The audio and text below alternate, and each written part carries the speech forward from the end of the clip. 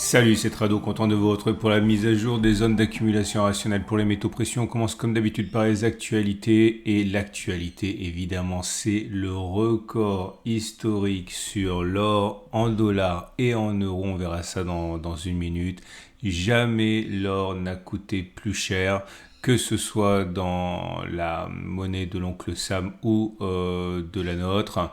Et la première mention à cela sur ce thème provient du.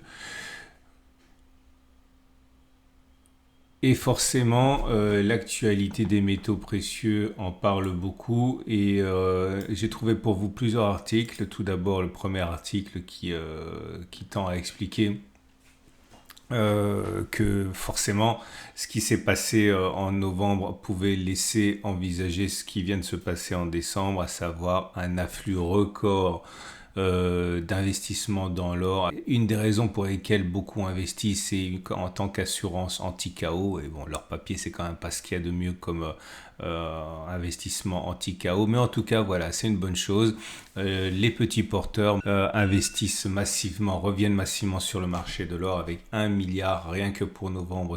Deuxième article que j'ai trouvé pour vous, alors ça vient d'un site américain comme d'habitude, hein. C'est la raison pour laquelle on a assisté à cette explosion de l'or.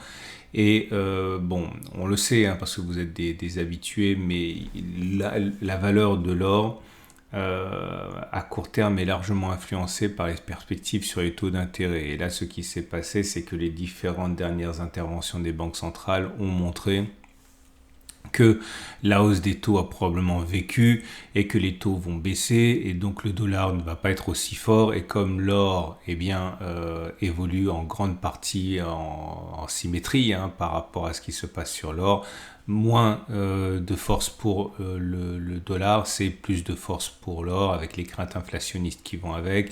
À cela s'ajoutent les craintes géopolitiques qui ne se calment pas, hein, que ce soit sur le front de Gaza, que ce soit sur le front ukrainien, et puis bon, de manière générale, au Moyen-Orient. C'est chaud si vous me passez l'expression. En même temps, également, les banques centrales n'ont pas du tout prévu de ralentir leurs achats. Si on ajoute donc tous ces éléments conjoncturels, mais également structurels, eh bien oui, les investisseurs se détournent de plus en plus des actifs, on va dire, classiques et cherchent refuge. Enfin, je dis ça comme si c'était nouveau, mais enfin, si vous êtes des fidèles du format, ça fait des mois et des mois qu'on le voit venir, tout ça. Donc, pour le grand public, on va dire, c'est simplement la prise de conscience des dangers géopolitiques, hein, et des perspectives économiques, hein, qui sont pris en considération. J'aimerais également vous parler d'une petite révolution fiscale pour le Napoléon qui, dans le cadre des refrappes Pinet, ça concerne des millions et des millions de pièces, vont être assujetties à une norme fiscale plus avantageuse. Il y a un article ici qui a été écrit par un des plus grands spécialistes, hein, de la fiscalité de l'or en France, c'est Yannick Colleux. Faites un tour parce que ça, à mon avis, ça vous concerne directement parce que vous avez sans doute ces pièces de 20 francs Napoléon un petit peu rouges là. On parle de cela. Bref, dernière chose, je vous rappelle que les rencontres au coffre annuelles c'est terminé et que j'ai fait dans le cadre de ces rencontres un bilan de 2023 et mes perspectives pour 2024 pour l'or, l'argent et les platinoïdes. Vous avez ça à la fin de cette vidéo par transparence. Et dernière chose, je vous rappelle que si vous faites partie des nouveaux, ceux qui s'intéressent donc nouvellement à l'or, je recommande la compagnie Au Coffre, enfin la société Au Coffre Veracash. Au Coffre, pour acheter de l'or, vous le faire livrer, ou plus sûrement parce qu'il ne faut pas garder de l'or chez soi en coffre, sécurisé en Suisse.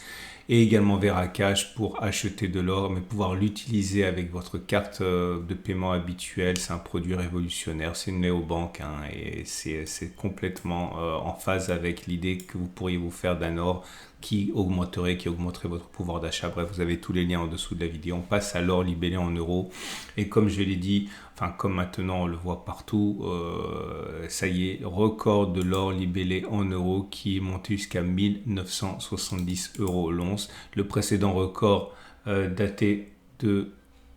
Alors c'était ici, vous pouvez le voir. C'était 1902, c'était en octobre. Ça y est, on a clôturé au-dessus.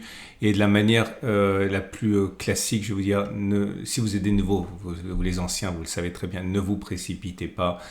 Ça va baisser sans doute un petit peu. J'aimerais que l'on descende jusqu'à 1842-1800 pour avoir une zone d'accumulation rationnelle intéressante. Ne vous précipitez pas, ne faites pas comme tous ces débutants qui achètent au plus mauvais moment alors qu'il y a une mode. Non, il faut être rationnel, il faut être méthodique.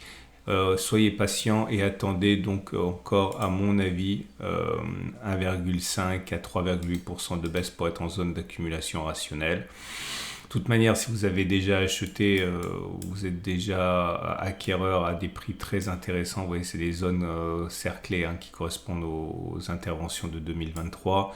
La tendance de long terme est haussière, la tendance de fond est haussière, puisqu'on est au-dessus de la M200 et de la M50, et les bougies Aiki-Nashi indiquent que la baisse n'est peut-être pas terminée, puisque vous avez une bougie rouge. Une bougie rouge sans mèche haute, autrement dit, il est plus plausible que l'on continue de baisser plutôt qu'en effet les plus bas.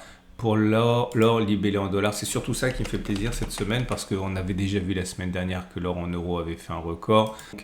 Et on a inscrit un plus haut à 2145. Et le précédent record daté de mai. Okay. Et on est venu caresser la zone d'accumulation rationnelle des 2010-1987 $. C'est la zone que j'ai indiquée dans la précédente analyse. Il fallait être rapide. Je considère que c'est une zone d'accumulation rationnelle. Mais étant donné qu'on a déjà accumulé, enfin vous avez sans doute accumulé à 19,53, 19,08, il n'y a pas non plus d'urgence, mais vous l'aurez compris, c'est une zone d'accumulation rationnelle. La prochaine à 19,53, regardez ce qui vient de se passer, le croisement M50, M200 dont on sait que les analystes techniques sont friands. Pourquoi? Parce que généralement ça annonce des choses sympathiques, pas toujours mais généralement. Ça s'est produit ici. Ça s'est produit là, ça s'est produit sans grand effet ici, mais surtout, regardez, les grandes envolées lyriques ont lieu, avec un croisement M50, M200 à la base. Donc, c'est pas une formule magique pour gagner de l'argent, on va dire que ça n'a jamais été un phénomène négatif, le croisement M50, M200, et ça vient de se produire. On passe à l'argent. L'argent qui tout naturellement subit la baisse suite au recul de l'or. La résistance majeure 24-25 n'a pas été sollicitée. On est sur zone alors la première zone d'accumulation rationnelle 23-22-6 n'a pas tenu. Elle a été cassée, vous le voyez, je vais l'enlever. Visiblement, le marché n'en veut pas. On est déjà sur la suivante. Mais je pense qu'il y a moyen d'être un peu gourmand. Si vous n'avez pas du tout accumulé, je pense qu'il n'est pas irresponsable d'accumuler sur les niveaux actuels. Maintenant, je pense que dans l'ellipse, là, on serait mieux. Il y a moyen d'aller les chercher, donc aux alentours de 22,2. 21,8, c'est une zone d'accumulation rationnelle qui pourrait vous intéresser. La tendance de fond et la tendance de long terme commencent à devenir haussières également. Les bougies Aiki-Nashi indiquent que ça devrait continuer à baisser normalement, puisque vous voyez, c'est une bougie rouge sans mèche haute. Et il en va de même pour l'argent, mais libellé en dollars. On est sur un régime de correction. Mais on est en zone d'accumulation rationnelle à quelques centièmes près. Ici, je pense qu'elle est à 24-23,3. On ne l'a pas encore touché, on devrait y aller. Celle des 25,5 n'a pas tenu. Soyez méthodique encore une fois. Si vous achetez trop vite, trop rapidement, vous allez être déçu. Donc achetez petit à petit comme d'habitude et vous pourrez avoir des accumulations intéressantes comme celles qui figurent dans les ellipses là. Mais pour ça, il faut être patient. Voilà. Excellente journée à vous.